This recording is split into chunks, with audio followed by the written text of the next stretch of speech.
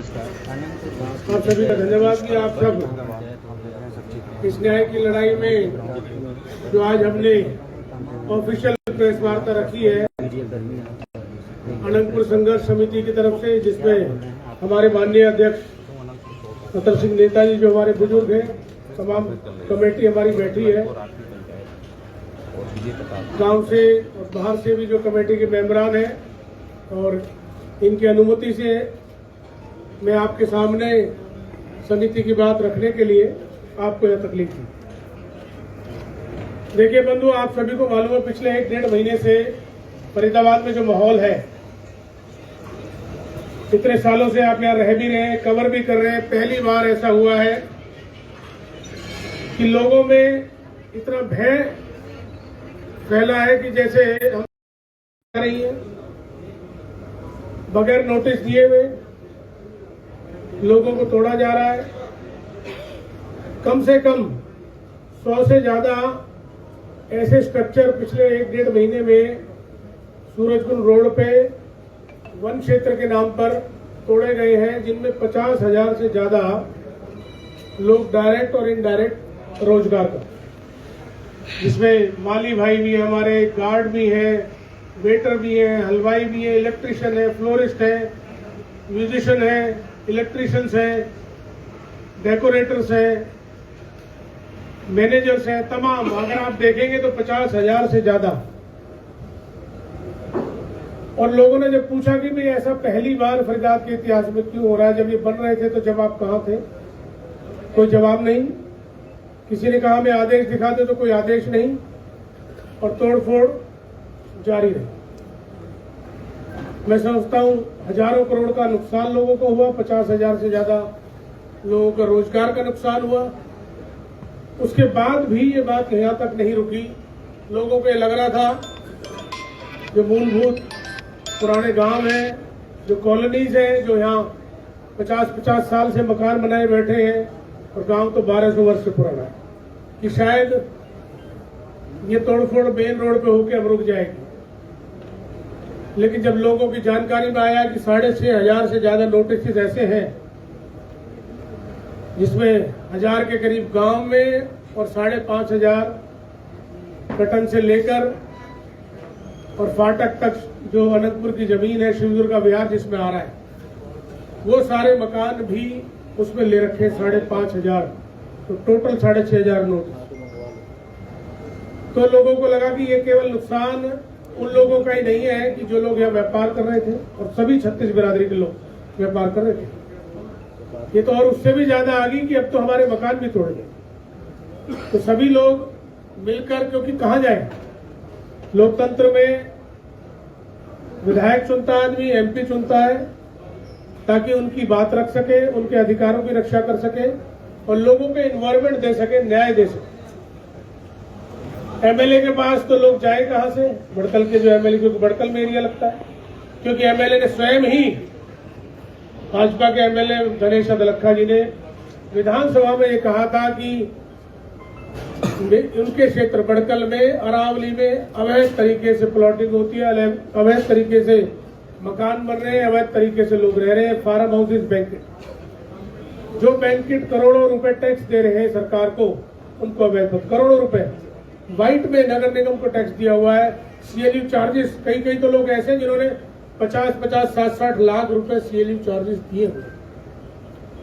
आनन फानन में लोगों ने, क्योंकि जब आदमी में बीतती है तो उनको जानकारी नहीं होती, आनन फानन में लोगों ने, यहाँ तक कि भाई एक पीछे एक ऑर्डर आया था सुप्रीम कोर्ट का, सुप्रीम कोर्ट में एक केस में, कि भाई इन फॉरेस्ट में दूसरी लैंड आप दे दीजिए, इक्विवेलेंट आपको पास कर देंगे। हालांकि वो कोई मुकम्मल चीज नहीं है, लेकिन लोगों ने कम जानकारी की वजह से फॉरेस्ट में भी अप्लाई कर दिया, लाख 2-2 लाख फीस भर दी। वहां बताते हैं साइट पे पहले एक्सेप्ट हो जाता है, फिर रिजेक्ट हो जाता है, उनके पैसे और फंस गए। ये हालात हो गए।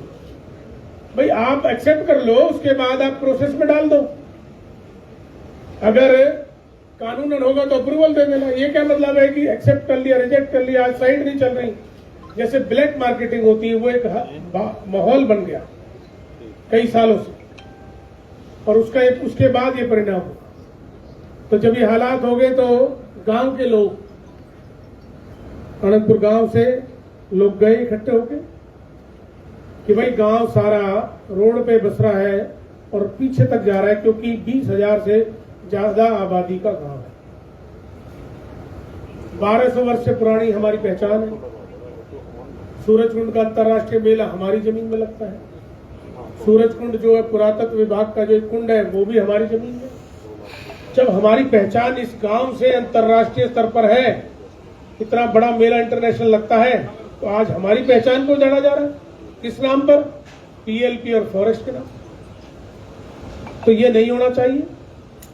उत्तरांचल है, हिमाचल है, सभी जगह के पहाड़ है, नॉर्थ ईस्ट है, सभी जगह आप पहाड़ों में देखोगे तमाम रोड पे बिल्कुल दुकानें हैं, होटल है, मकान है, क्योंकि जहां जैसी भौगोलिक स्थिति होती है वहां की सरकारें वैसे ही लोकल कानून बनाती। तो वहां की लोगों की जीविका, लोगों के मकान, उसको लोग प्रमोट करते हैं वहां की सरकारें। और हमारे यहाँ क्या हो रहा है? हमारे यहाँ पीएलपी और फॉरेस्ट का डर दिखाकर लोगों को उजाड़ने की बात थी, तो भय आना बिल्कुल लाजिमी था। विधायक के पास तो जा नहीं सकते, उसने अवैध बता दिया। सभी लोग मिलकर माननीय मंत्री जी कृष्णपाल गुर्जर जी के पास गए। वो यहाँ से लगातार तीसरी बार सांसद है, 3 बार यहाँ से विधायक भी रह चुके हैं, ऐसा तो है नहीं, मिनिस्टर भी रह चुके हैं इसी इलाके से। तो उनके पास जाना स्वाभाविक था। और आज सरकार में बैठे हैं, जिम्मेदारी भी उनकी बनती है, ताकत भी उन्हीं के पास। तो जब लोग गए तो मैंने लोगों से संपर्क किया गांव में कि भाई ये बहुत अत्याचार हो रहा है, कहर हो रहा है इलाके के ऊपर, मुझे बताइए मेरी इसमें क्या ड्यूटी है, मुझे कब आना। तो सभी गांव के बड़े बुजुर्ग बैठे हैं, सबने कहा कि भाई अभी सरकार से बात कर रहे हैं, अभी आप इसमें मत आओ, और हमें उम्मीद है कि सरकार काम करेगी, कृष्णपाल जी इसमें काम करेंगे। तो मैंने इलाके के हित में, क्योंकि राजनीति की बात नहीं है, बात बीच बीच में चलती आ रही कि राजनीति कर रहे हैं, मैंने पहले भी कहा कि राजनीति नहीं कर रहा, 4 साल पड़े इलेक्शन। हम खुद कह रहे हैं कि कृष्णपाल जी इस आंदोलन का नेतृत्व करें, सबको साथ लेके जाए। मैं भी चलने को तैयार हूं चीफ मिनिस्टर के। ऑर्डिनेंस कराएं और इलाके को बचाएं। हमारी जो मांगे हम रखेंगे, मैं विस्तार से बताऊं। फिर बहरहाल जो जरूरत आन पड़ी हूं, मैं इसलिए आपको ब्रीफ कर रहा हूं कि आज पूरी मुकम्मल जानकारी आपके माध्यम से हम न केवल फरीदाबाद, हरियाणा, पूरे देश को देना चाहते हैं, क्योंकि एक देशव्यापी आंदोलन बन चुका। कारण क्या है? ये देश देहात से निकला है, गांवों से निकला है, गांवों की जो संस्कृति है उसी से देश निकल के गया। फिर कॉलोनियां बसी हैं, कस्बे बसे, शहर बसे। तो जब हमारी संस्कृति उजड़ जाएगी, हमारी पहचान उजड़ जाएगी, आज अनंतपुर की उजड़ी है तो फिर अगले गांव, फिर अगला गांव, ऐसे तो सारी अरावली को ही कर देंगे। 1400 किलोमीटर की अरावली है भाई, जो भी यहाँ गांव पड़ेगा ये तो सब वन क्षेत्र के नाम पर उजाड़ दिया जाएगा। दुनिया में कहीं ऐसा नहीं है। आप कहीं चले जाइए, झारखंड, छत्तीसगढ़ चले जाइए, वहां तक सरकारें इतने अधिकार देती हैं अपने वहां लोगों को, वहां खेती भी करते हैं, मकान भी बनाते हैं, वो जीविका भी रखते। फिर बहरहाल जब उनके पास पहुंचे तो उन्होंने वायदा दिया कि भाई गांव में कोई नुकसान नहीं होगा, गांव में तोड़फोड़ नहीं होगी। तो स्वाभाविक है, आज वो मंत्री हैं और प्रतिनिधित्व करते हैं, तो हम सबको भरोसा होना स्वाभाविक था, हमने किया। लेकिन 15 दिन बाद जब गांव के अंदर जेसीबी आई, बुलडोजर्स आए, फोर्सेस आई और उन्होंने कहा कि गांव में तोड़फोड़ होगी, गांव की कमेटी से मीटिंग की और कहा कि हमें 5-6 फार्म हाउस दे दीजिए तोड़ने के लिए। उस समय मैं समझता हूं कि ऑर्गेनाइज्ड हमारा सिस्टम नहीं था, लोग भय के माहौल में थे। उन्होंने सोचा शायद 4 फार्म हाउस और दे देंगे तो गांव बच जाएगा। वो गलत था, प्रशासन का वो तरीका गलत था, एक एक करके। खैर कमेटी ने कहा ये 4 फार्म हाउस तोड़ ली। उसमें एक फार्म हाउस हमारा भी था। हमारा एक फार्म हाउस पहले भी टूट गया, 1 महीने पहले। हमने तब भी आपत्ति नहीं की, हमने कहा कोई बात नहीं, जो सबके साथ हो रहा है, कोई हम राजनीति नहीं कर रहे, ना करेंगे इस मसले में। मैं आप सबको यकीन दिलाना चाहता हूँ।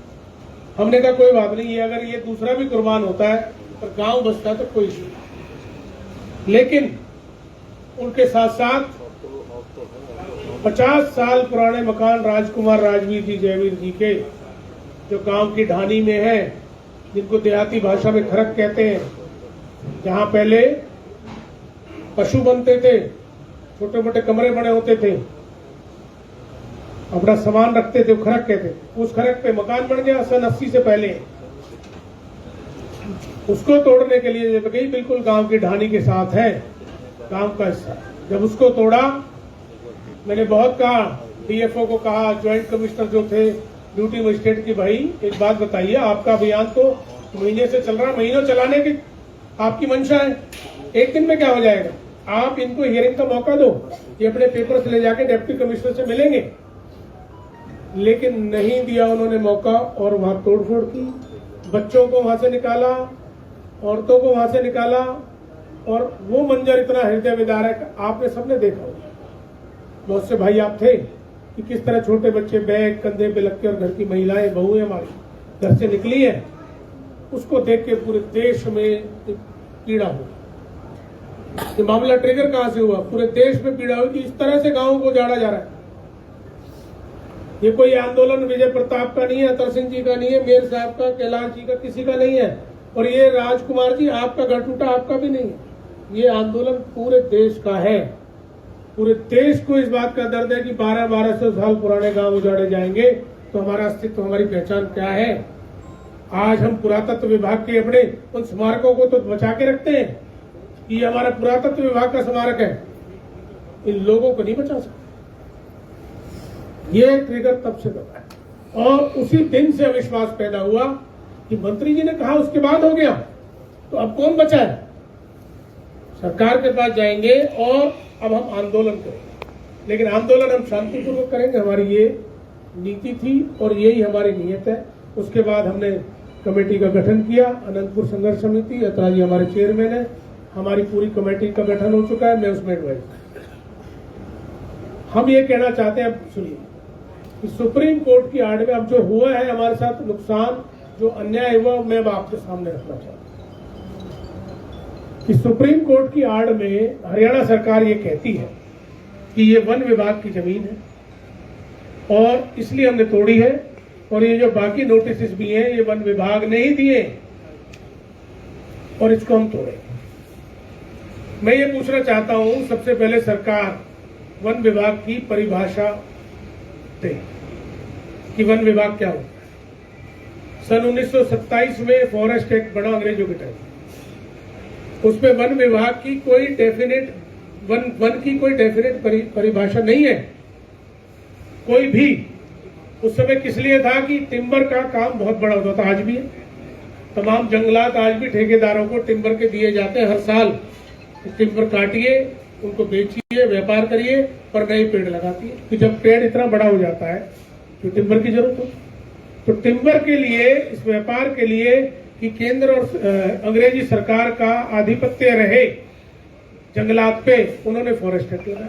उसमें डेफिनेशन नहीं और उसमें तमाम तरह की परमिशन, प्रोविजन और मुआवजे भी थे। सन 80 में एक्ट आया है इसका, जो फॉरेस्ट कंजर्वेशन एक्ट, पहली बार। उसके बाद कंजर्वेशन एक्ट में यह आया कि फॉरेस्ट का डिफॉरेस्टेशन ना हो, उसको प्रिजर्व कैसे किया जाए, उसके अंदर क्या क्या गाइडलाइन है, क्या क्या परमिशन लेनी पड़ेगी। तो सेंट्रल गवर्नमेंट की एक अथॉरिटी एस्टेब्लिश की गई ताकि स्टेट्स केवल अपनी मर्जी से ना कर दें। सेंट्रल गवर्नमेंट की अथॉरिटी एस्टेब्लिश करने के लिए ये एक एक्ट आया, यूनिक एक्ट। लेकिन इसमें भी फॉरेस्ट की डेफिनेशन डिफाइन नहीं की, लेकिन एक उसमें बिल्कुल तय है क्लॉज में कि फॉरेस्ट सरकारी जमीन पे ही हो सकता है, प्राइवेट जमीन पे फॉरेस्ट नहीं हो सकता। ये पहले दिन से तय। ये जो सारी जमीन है हमारे गांव अनंतपुर, मेवला, अनखीर, अभी इन 3 गांव के लोग, इनकी अपनी मलकियत की जमीन है। 4,500 एकड़ तो अकेले अनंतपुर की है तकरीबन, ये इनकी अपनी मलकियत की जमीन है। तो प्राइवेट मलकियत में आप फॉरेस्ट को कैसे ला सकते? दूसरा, ये कहते हैं कि हमने पीएलपीए सन 1992 में लगाया। उस समय कांग्रेस की सरकार थी, उस समय चौधरी भजनलाल चीफ मिनिस्टर थे, उस समय इस इलाके के मिनिस्टर चौधरी महेंद्र प्रताप जी थे, मेरे पिताजी।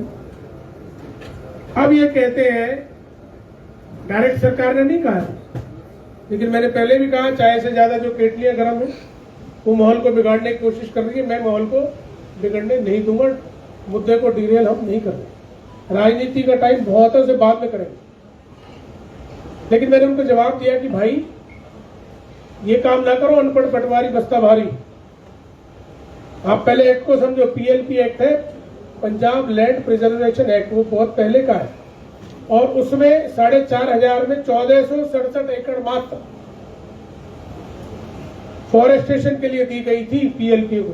4,500 सारे खसरे नंबर है, उसमें से मिल जाएगा। तो 1467 पे आज भी फॉरेस्टेशन पे गांव को आपत्ति नहीं। गांव आपत्ति कर रहा है कि जो कम से कम 1000 से 1,500 एकड़ जमीन, तकरीबन इतनी होगी नहीं, सब 1,500 नहीं, जो अब गांव फिलहाल यूज में ले रहा है अपनी मलकियत, बाकी तो उससे ज्यादा नहीं होगी। 1,500 4,500 में 1.5 होगी तो होगी, तो 2,500 तो अभी भी बची है फॉरेस्ट के पास, और फॉरेस्ट लगा हुआ है। तो आप जब ऑलरेडी 2,500-3,000 पे काबिज बैठे हैं तो फिर इसको क्यों लेंगे? और इसके अलावा आप चले जाइए पूरा कोट, मांगर, मेवला, अनखीर, नवादा, भाकरी, पाली, मोहताबाद, धौज, सिरोही, खोरी, ये एरिया में तकरीबन जगह पे आज भी, हालांकि हमारे 5 गांव ऐसे थे, कोट, मांगर, अनखीर, मेवला और अनंतपुर, जिनमें पहाड़ हमारा मलकियत का है, बाकी पंचायत।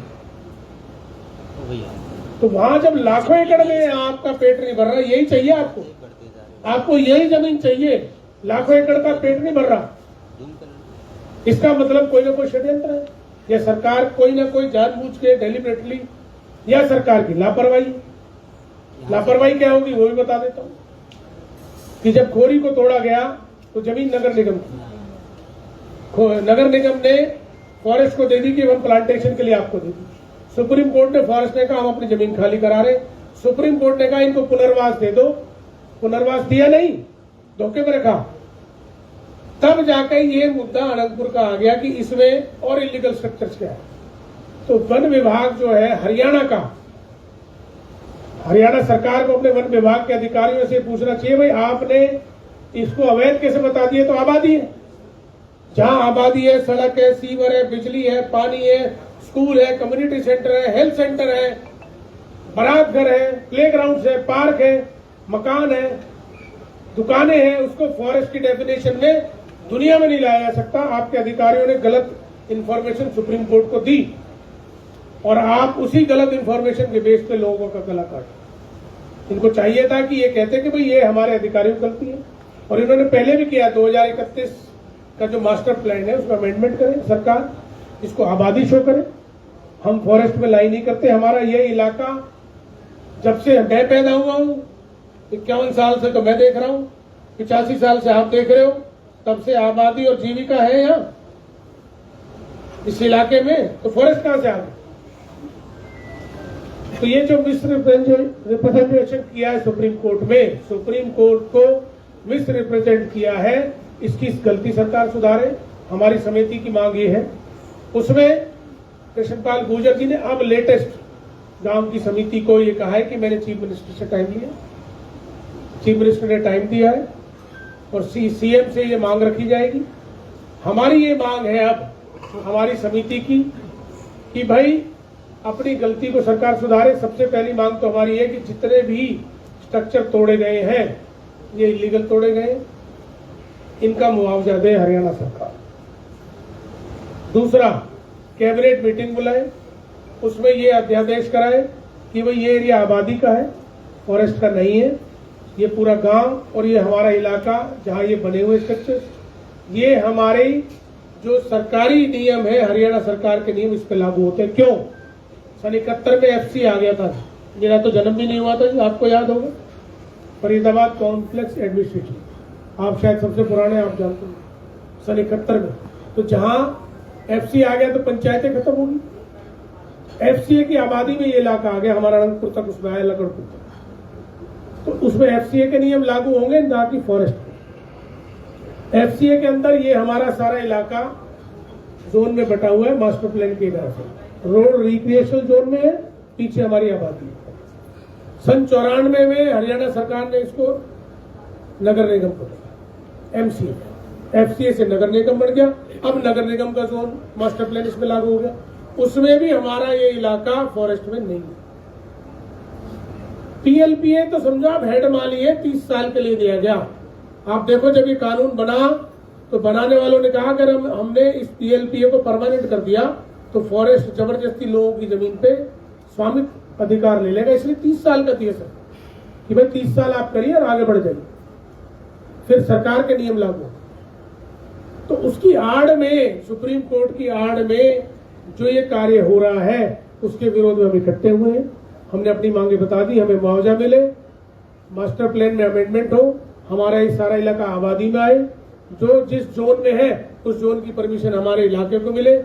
आज हमारा वो इलाका जो सन 60-65 में जहाँ इंडस्ट्री लगनी शुरू होगी, अनंतपुर, लकड़पुर, मेवला की जमीनों में, तो मथुरा रोड तक जा रही है। सबसे ज्यादा हमारे इलाके ने जमीन दी, इंडस्ट्रियलाइजेशन हमारे इलाके का हुआ। आज हम सबसे पिछड़े हैं, किस नाम पे? जो हमारी सबसे बड़ी ताकत है अरावली, उसी के नाम पे हमें पिछाड़ने जा रहे हैं। हमारी तो सबसे ऊपर पहचान होनी चाहिए, डेलिबरेटली हो रहा है। जहां हम दिल्ली के बॉर्डर में घुसते हैं वहां भी तो जीके में, ईस्ट ऑफ कैलाश में यही अरावली है, उसको भी तो निकाला गया था इससे बाहर, वहां 10 लाख रुपए बेच कर रहे थे। और आज हमारे साथ क्या अन्याय है? हमारे भी तो यही रेट होने चाहिए, 2 लाख 3 लाख, उसको तो भूल गए लोग ये सोचने लगे हमारा मकान कैसे बचे। डेलिबरेटली कितना कमजोर हमारे इलाके को किया जा रहा है, हमारी ये मांग है। कृष्णपाल जी हमारे एमपी भी है, सांसद भी है और आपके मंत्री भी हैं देश में, चीफ मिनिस्टर उनके पुराने साथी भी रहे हैं और सरकार में भी शामिल है। वो इलाके की बात को उन तक पहुंचाए। मैं अभी भी ये कह रहा हूं, राजनीति नहीं कर रहा, सारा इलाका अभी भी उनसे ही मांग कर रहा है कि भाई कृष्णपाल जी, आपने पिछले कई सालों में इस मामले की अनदेखी करके इस इलाके को इतना बड़ा नुकसान पहुंचाया जिसकी भरपाई नहीं हो सकती, लेकिन बावजूद इसके अभी भी इलाका कह रहा है कि आप अपनी और अपनी सरकार की भूल सुधार लें, मुआवजा दे दें, अमेंडमेंट करा दें, नई पॉलिसी के तहत जो जो परमिशन होगी हम अपने लोगों के साथ मिलके अपनी कमेटी बना के सरकार के उसी मास्टर प्लान के हिसाब से हम काम कर लेंगे। लेकिन हमें ये कतई मंजूर नहीं है कि हमें फॉरेस्ट और पीएलपीए के नाम पे उजाड़ा जाए, क्योंकि पीएलपीए 2022 में खत्म हो चुका है। हम ये नहीं चाहते। इसी कड़ी में हमारा पूरे देश ने, हम पिछले 10 दिन से बैठे हैं अनंतपुर की चौपाल पे, पूरे देश से लोग हमारे नेता आ रहे हैं, सभी पार्टीज आ रही है, उन्होंने हमें सहयोग किया है, उन्होंने हमें वायदा किया है। इतवार को ही कम से कम 5000 आदमी पूरे देश से आए। तो हमने ये तय किया है कि 13 तारीख को, बाकी जानकारी अध्यक्ष भी देंगे, हम 13 तारीख को एक महापंचायत राष्ट्रीय स्तर पे करेंगे, जिसमें हम अपने अधिकारों की मांग उठाएंगे। हम पूरी 36 बिरादरी से, क्योंकि 36 बिरादरी सर्व समाज का ये आंदोलन है, हमारा अकेले का नहीं। आज हमारे पे विपदा, कल को किसी और के, गांव में सभी बिरादरी है, और कभी भी कहीं विपदा आई है तो हमारे ये गांव हमेशा खड़े हुए। आज तक ऐसा नहीं हुआ कि हमारा ये इलाका पूरे, मतलब चाहे हरियाणा ले लो या हरियाणा से बाहर ले लो, किसी भी आंदोलन में हम लोग गए हैं। क्यों? हमने इसको अपनी जिम्मेदारी माना है सरकार। तो इसीलिए 36 बिरादरी का हम सहयोग चाहते हैं कि हमारे इलाके का मुद्दा है, सरकार हमारी सुन नहीं रही, लेकिन हम चाहते हैं सरकार सुने। हमारा आंदोलन बदस्तूर जारी रहेगा। हम कोई धमकी नहीं दे रहे, हम कोई हिंसा नहीं कर रहे। हम सरकार को सिर्फ ये चेता रहे कि आप अपना काम कीजिए। आप ऑर्डिनेंस लाके सुप्रीम कोर्ट में लगा देंगे कि भाई हमने लगा दिया है, और अब आपका काम जब हो जाएगा, जब हमारी समिति उसको स्वीकार कर लेगी। अन्यथा मैं समझता हूं जब तक हमारा आंदोलन जारी रहेगा। प्रेस के भाइयों से मैं जरूर आग्रह करूंगा कि ये बहुत न्याय की लड़ाई है, ये ऐसे गांव और ऐसी संस्कृति के अस्तित्व की लड़ाई है कि अगर ये गांव और ये इलाका उजड़ गया तो फिर नंबर सबका, ये इंसानियत उजड़ेगी, संस्कृति उजड़ेगी। और आप लोग लोकतंत्र के चौथे स्तंभ हैं, तो सबसे ज्यादा अब आपसे उम्मीद है कि आप हमारी आवाज को पूरे देश में पहुंचाएंगे, और उम्मीद है हमारी मदद करेंगे। और मैं एक चीज और कहूंगा, मेरे किसी भाई ने लिख के भेजा, ये बात मेरे दिमाग में थी। कि भाई हमने पहले तय किया था कि ये पीसीएम अनंतपुर की चौपाल पे ही करेंगे, लेकिन वहाँ कई दफ़ा बिजली की, कई दफ़ा वाईफाई की, इंटरनेट कनेक्शन की दिक्कत है, सभी लोगों को शहर से वहाँ जाने में दिक्कत है, इसलिए हमने यहाँ की। और आज अनंतपुर गांव से और भी गांवों से जो हमारे कमेटी के साथ है, जो हमारे साथ है मेंबरान अध्यक्ष समिति, वो हमारे यहाँ सारे मौजूद हैं। आपसे अपील करते हैं, आपके माध्यम से हम पूरे देश में अपील करते हैं सर्व समाज से कि ये बिल्कुल हमारा कोई राजनीतिक कार्यक्रम नहीं है, पॉलिटिकल पार्टी का नहीं है, किसी और एजेंडे पे हमें नहीं जाना। सब भाई जो आएंगे सबसे हमारा आग्रह है कि भाई हम सिर्फ एक एजेंडे के लिए बैठे हैं, सेव अनंतपुर, सेव शिव दुर्गा विहार और सेव फरीदाबाद। उसके साथ साथ हम और भी उन कॉलोनीज के लिए भी इस आंदोलन में ऐड कर रहे हैं, जैसे कि नेहरू कॉलोनी है, राहुल कॉलोनी है, या और भी फरीदाबाद की तमाम कॉलोनी है जिनको अवैध तरीके से तोड़ा जा रहा है। 50,000 की आबादी नेहरू कॉलोनी में, उसको नोटिस दे दिया 15 दिन में आप खाली कर दीजिए। 15 दिन में तो किराएदार को भी खाली करने का नोटिस मकान मालिक दे जो 50 साल से, और सरकार सुप्रीम कोर्ट का आदेश है कि पहले पुनर्वास दो। तो मैंने यही कहा कि बगैर पुनर्वास के किसी भी, चाहे वो झुग्गी हो चाहे कॉलोनी हो, उसको नहीं तोड़ा जाएगा। अनंतपुर गांव अपने लिए भी और उन सब के लिए भी अनंतपुर गांव प्रतिबद्ध है, अनंतपुर संघर्ष समिति प्रतिबद्ध है। इसीलिए बाकी सभी गांवों का, सारी 36 बिरादरी का हम साथ चाहते हैं कि फरीदाबाद से ये जो भय का माहौल है, तोड़ फोड़ का माहौल, ये तोड़ा जा सके। तो प्लीज हमारे इस एजेंडे में हमारा साथ दें। इस एजेंडे के अलावा और कोई बात ना हम इस पंचायत में करेंगे, ना अगली किसी पंचायत में करेंगे, ऐसा मेरा सभी से आग्रह जो सुनना चाहते हैं। 13 तारीख को 10 बजे सूरजकुंड पर पूरे देश की राष्ट्रव्यापी पंचायत अनंतपुर संघर्ष समिति के नेतृत्व में, तत्वाधान में की जाएगी, ताकि हमारी मदद की जा सके। ऐसा आह्वान मैं आपके माध्यम से करना चाहता हूँ। अब जी, तो केंद्रीय मंत्री बार-बार कह रहे हैं कि हम गाँव में बुलडोजर नहीं घुसेंगे जी, तो उसके बावजूद भी आप यहाँ आ रहे हो, प्रेस कॉन्फ्रेंस कर रहे हो, प्रेस कर रहे हो या पंचायत बुला रहे हो, उसका क्या कारण है? केंद्रीय मंत्री के भरोसे पर देखिए या उनके आश्वासन पर देखिए भरोसा नहीं होगा? देखो, कृष्णपाल जी ने पहले आश्वासन जब दिया था सभी लोग रुक गए थे, मैं भी नहीं गया था। लेकिन जब उनके आश्वासन के बाद गांव में बुलडोजर आया और मकान टूटे 50 साल पुराने, तब जाके सबको लगा कि ये आश्वासन तो फीका हो, तो तभी से हम बैठे। लेकिन उस आश्वासन के टूटने के बावजूद अभी भी हम उनसे कह रहे हैं कि एक दफा आप और प्रयास करें, लेकिन आश्वासन से अब काम नहीं चलेगा। उसका कारण बताता हूं। जब दंगल होता है तो दो पहलवान लड़ते हैं, वहां वकील नहीं लड़ता, वहां दंगल होता है। कोर्ट में वकील लड़ते, पहलवान लड़ने नहीं जाते। ये सुप्रीम कोर्ट का मैटर है। सुप्रीम कोर्ट का मैटर पेपर से आदेश हुआ और पेपर का जवाब पेपर से देंगे। कौन देगा? हरियाणा सरकार ने गलती की है, उनके अधिकारियों ने गलती की है, उसको ठीक कौन करेगा? सरकार लिखित में करेगी। आश्वासन में हम रुक गए कि ये लिखित में कराएंगे, लेकिन जब महीना बीतने के बाद भी उस पर कोई कार्रवाई शुरू नहीं हुई तो स्वाभाविक है हम अपने घर तोड़वा दें, अपने बच्चों को सड़क पे ला दें। इसलिए हमें वो है। आज भी हम उन पर ये नहीं कह रहे कि भरोसा नहीं, हम कह रहे हैं कि पिछले 1 महीने में आपकी बात गलत साबित हुई, आपकी गफलत की वजह से नुकसान हो गया, अब आप उसे ठीक कर लीजिए। हम अब भी आप पे भरोसा करने को तैयार है, बशर्ते कि आप सरकार से अध्यादेश लाके सुप्रीम कोर्ट में लिखित जवाब देके कार्रवाई को रुकवाएं। ये पीएलपीए आप जो कह रहे हैं कि जी। 22 में खत्म हो गया था, वो तो एक्सटेंड हो गया था। नहीं, एक्सटेंड कर नहीं सकते ना 30 साल के लिए। ये सरकार की दादागिरी है ना जो एक्सटेंड कर लिया। जब दी गई लीज 30 साल के लिए तो आप एक्सटेंड कर ही नहीं सकते। लेकिन किया है उन्होंने। गलत किया ना जी, ये गैर कानूनी, असंवैधानिक है। पंचायत का स्थान कौन सा रखा है? 13 तारीख पंचायत सूरजकुंड गोल चक्कर पे ही हमने रखा है। वहाँ जमीनें खाली है आसपास में, बिल्कुल सूरजकुंड। एक बात ये भी आई थी कि जब ये एक्ट लगा तब कांग्रेस की सरकार थी और कांग्रेस ने उस पर कोई संज्ञान नहीं लिया या कोई गौर नहीं किया। देखिए ऐसा है, जब चौधरी भजनलाल चीफ मिनिस्टर थे, कांग्रेस सरकार थी, मेरे पिताजी चौधरी महेंद्र प्रताप जी मिनिस्टर थे, उन्हीं का इलाका है। ये एक्ट पीएलपीए आज का नहीं, बहुत पंजाब लैंड प्रिजर्वेशन है, जब हरियाणा में नहीं बना था तब का है। ये एक्ट अभी नहीं बना वैसा, 92 में नहीं बना, ये तब का है, पुराना अंग्रेजों के समय का। पीएलपी पंजाब लैंड प्रिजर्वेशन, ये पंजाब के लिए था। तो पंजाब जब बटा हरियाणा और हिमाचल में, 3 जगह हो गए, पंजाब हरियाणा हिमाचल, तो ये पीएलपीए तीनों पे लग गया। तो ये लोकल एक्ट है इन्हीं स्टेट्स का, सेंट्रल एक्ट नहीं है। और इस